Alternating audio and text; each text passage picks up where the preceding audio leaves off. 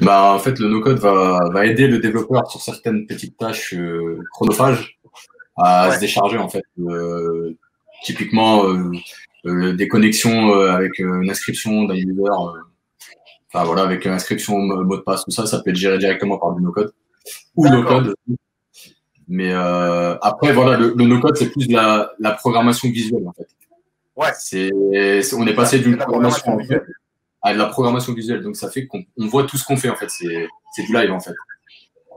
C'est D'accord. plus comme Super. avant, avec du code où on codait dans le noir un peu, il fallait un peu, fallait regarder sur une autre page.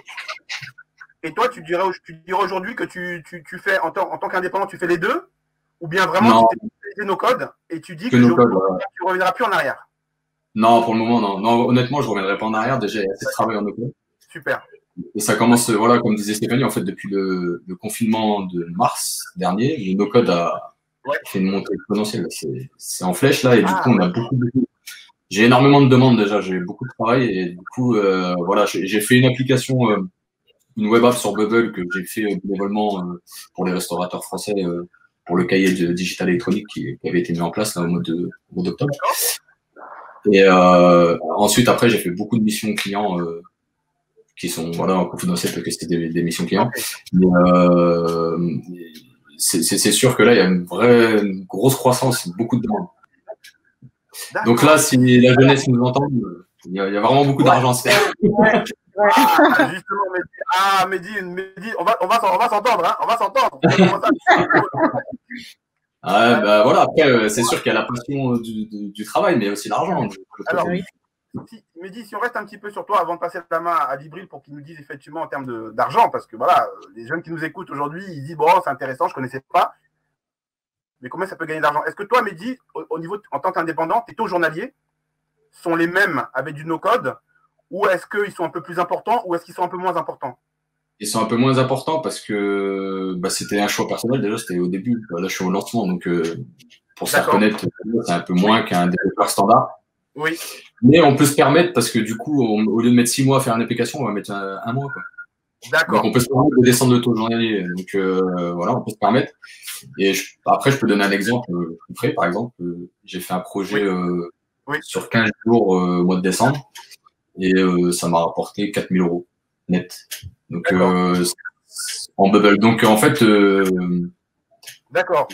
On peut, même si on a un taux journalier qui est assez bas, pour le temps travaillé, on est quand même bien rémunéré. Tout à fait. Et tu confirmes que ce même projet-là, tu l'aurais réalisé sans bubble, par exemple, sans no code, ça aurait duré beaucoup plus de temps. Bah, à la base, c'était un projet qui devait être fait par des développeurs, à la base. Et la personne m'a contacté parce que du coup, elle était prise par le temps. Elle le voulait en 15 jours et le développeur, à 3-4 développeurs, pouvaient le faire en 1 mois et demi. Mais ils étaient 3-4 développeurs. Donc, ils m'ont contacté pour le faire en no-code. Donc, je leur ai fait en 15 jours. D'accord. Et du coup, bah, ils étaient super contents. Voilà, tout s'est bien passé. Et en fait, là, ils sont en train, les entreprises commencent à se rendre compte et commencent à connaître le no-code et ils commencent à se rendre compte, en fait, que ça, c'est vraiment puissant. On a les mêmes résultats qu'une application avec du code. D'accord. Mais vraiment beaucoup moins de temps et beaucoup moins cher parce que, comme disait Stéphanie, ça m'a pas étonné du prix 35 000 €. C'est un prix, on va dire, normal, enfin quasiment normal pour une application comme elle voulait. Et au final, elle l'a fait elle-même en 3 mois, alors que même si elle a passé par une agence de no-code, il aurait été facturé 5 000 €, quoi, le grand maximum.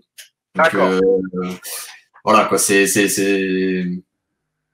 le code, de toute façon, voilà, il y en aura toujours. Enfin, ça, c'est obligatoire. Mais c'est un peu, je prends l'exemple je crois, du fondateur de Webflow qui avait fait un TED sur ça. Oui. Oui. Et pour bien expliquer le no-code, voilà, pour qu'on puisse bien comprendre, il avait expliqué qu'en fait, avant, il y avait le téléphone. Oui. Donc, en fait, avant le téléphone, je veux dire, il y avait le Morse. Oui. Voilà, on communiquait en Morse. Donc, il fallait des techniciens qui parlent de Morse. Ouais. Donc, comme là, le code, en fait. Il y avait des développeurs donc, il n'y avait pas beaucoup de personnes qui connaissaient le Morse. Et ensuite, on a inventé le téléphone. Ouais. Donc là, il y avait plus beaucoup de personnes qui avaient besoin de parler en Morse pour communiquer. Donc, on avait juste à apprendre à parler entre nous. Et là, c'est un peu ce qui est en train de se passer, ce que disait le créateur de Webflow, c'est qu'il y aura toujours des développeurs, quoi qu'il arrive, mais ils vont devoir se spécialiser dans certaines branches comme l'IA ou la blockchain. Mais en fait, voilà, maintenant, tout le monde pourra faire son application ou créer son site, en fait. C'est vraiment de la programmation visuelle, c'est fait pour faciliter l'utilisation en fait. Ok. Donc ça va donner accès à tout le monde.